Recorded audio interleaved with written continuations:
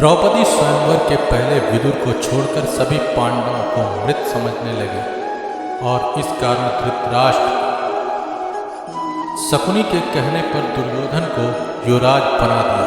द्रौपदी स्वयंवर के तत्पश्चात दुर्योधन आदि को पांडवों के जीवित होने का पता चला।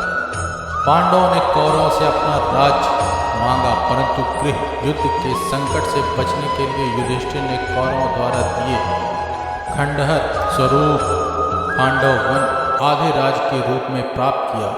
पांडवों की पंचाल राजा द्रुपद की पुत्री द्रौपदी से विवाह उपरांत मित्रता के बाद वे काफी शक्तिशाली हो गए। तब हस्तिनापुर के महाराज धृतराष्ट्र ने उन्हें राज्य में बुलाया। धृतराष्ट्र ने युधिष्ठिर को संबोधित करते हुए कहा, हे कुंती पुत्र, अपने भ्राताओं के संग जो मैं कहता हूँ सुनो। तुम खांडव प्रस्थ के वन को हटाकर अपने लिए एक शहर का निर्माण करो, जिससे कि तुम में से और मेरे पुत्रों में कोई अंतर ना रहे। यदि तुम अपने स्थान में रहोगे तो तुमको कोई भी क्षति नहीं पहुंचा पाएगा।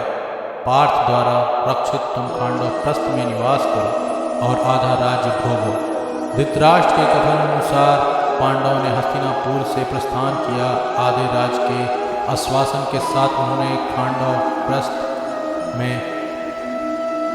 वनों को हटा दिया। उसके उपरांत पांडवों ने श्री कृष्ण के साथ मैदानों की सहायता से उस शहर का सौंदर्यीकरण किया और वह शहर एक द्वितीय स्वर्ग के समान हो गया। उसके बाद सभी महारथियों एवं राज्यों के प्रतिनिधियों की उपस्थिति में वहाँ श्री कृष्ण द्वैपायन व्यास के सानिध्य में एक महान यज्ञ और गृह प्रवेश अनुष्ठान का आयोजन किया। उसके बाद सागर जैसी चौड़ाई से घिरे स्वर्ग गगनचुंबी चहर दीवारी से घिरा व चंद्रमा या सूखे मेघों जैसे श्वेत या नगर नागों की राजधानी भोगवती नगर जैसा लगने लगा। इसमें अनगिनत प्रसाद असंख्य द्वार थे, जो प्रत्येक द्वार गरुड़ के विशाल फैले पंखों की तरह खुले थे।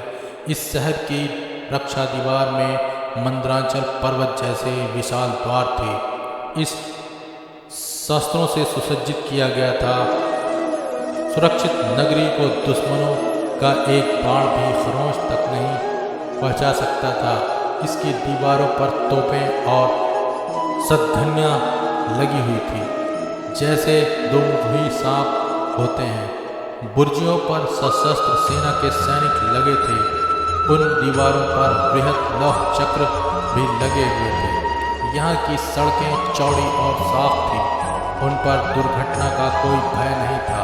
भव्य महलों, अट्टालिकाओं और प्रसादों से सुसज्जित यह नगरी इंद्र की अमरावती से मुकाबला करती थी। इस कारण ही इसे इंद्रप्रस्थ नाम दिया गया था।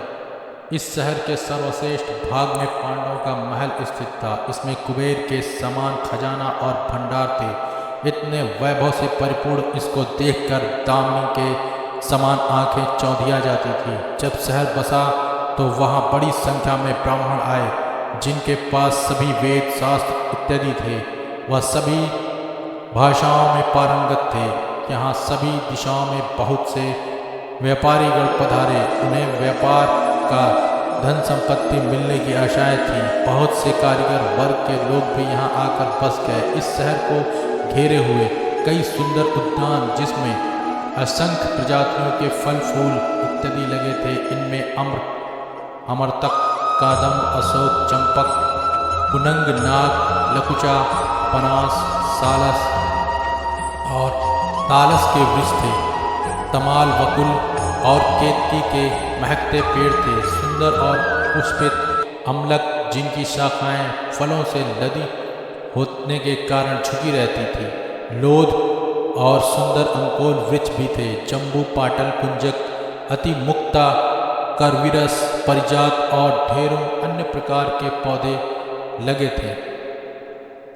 अनेकों हरे भरे कुंज यहाँ मयूर और कोकिल ध्वनियों से गूंजते रहते थे। कई विशाल गृह थे, जो कि शीशे जैसे चमकदार थे और लताओं से ढके हुए थे। यहाँ कई कृत्रिम टीले थे और जल से ऊपर तक भरे सरोवर, झील, कमल तड़ांग जिसमें हंस और बत्तखें चक्रवात इत्यादि की लोस करते रहते थे। यहाँ कई सरोवर में बहुत से जलीय पौधों की भी भरमार थी। यहाँ रहकर शहर को भोगकर पांडवों की खुशी दिनों दिन बढ़ती गई थी। भीष्म पितामह और धृतराष्ट्र के अपने प्रति दर्शित नैतिक व्यवहार के परिणाम स्वरूप पांडवों ने खांडव प्रस्थ को इंद्रप्रस्थ में परिवर्तित किया। पांडु कुमार अर्जुन ने श्री कृष्ण के साथ खांडव वन को जला दिया और इंद्र के द्वारा दी हुई वृष्टि की अपने बाणों के छत्कार बाधा से निवारण करते हुए अग्नि को तृप्त किया। वहाँ अर्जुन और कृष्ण जी ने समस्त देवताओं को युद्ध में परास्त किया। इसके साथ अर्जुन ने अग्निदेव से दिव्य गांडीव धनुष और उत्तम रथ प्राप्त किया और कृष्ण जी के सुदर्शन चक्र प्राप्त किया था। उन्हें युद्ध में भगवान कृष्ण जैसे सारथी मिले तथा उन्होंने आचार्य द्रोण से ब्रह्मास्त्र आदि दिव्य आयुध और कभी नष्ट न होने वाले बाण प्राप्त किए थे।